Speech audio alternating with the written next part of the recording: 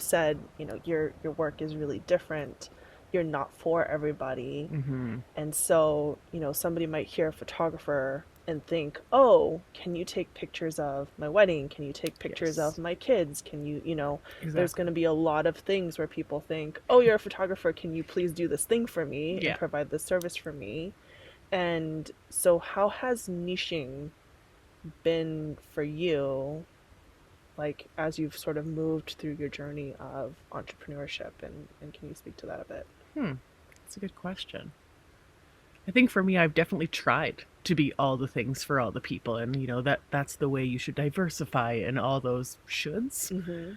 And there's an actual noticeable difference in what I can create. Mm. And there are people out there who that's their sweet spot. When they do weddings, when they do families, when they do newborns, you see, that that's their element. Yeah. And so it's not that those situations are the reason that can't come alive in that way, but it's not aligned for me. Mm-hmm. And I mean, to be fair, I've had one or two examples where I've been like, oh, in the right circumstance with the right people, I really can work there, but that's not my wheelhouse. Mm-hmm.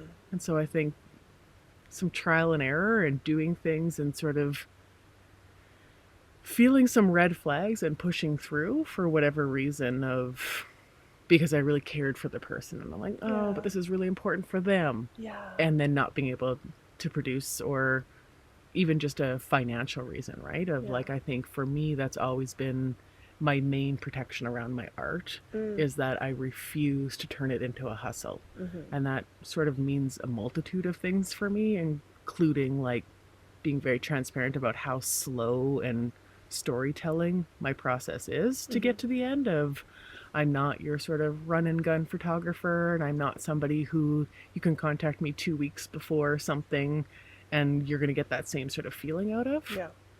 But yeah, coming back to the niche question, I think for me it's just a lot of trial and error. And I think ultimately when it comes down to it, I started out with a little bit more like aggression and fire in the way I used to tell people this, but as somebody who has chosen not to get married, has chosen not to have kids, and all those sort of traditional reasons that people get photos for, Mm-hmm. my original fire of wanting to do this was when do I get to have those milestone Yeah. photos? And like, when do I get to celebrate and have these incredible sort of memories to look back on? Yeah.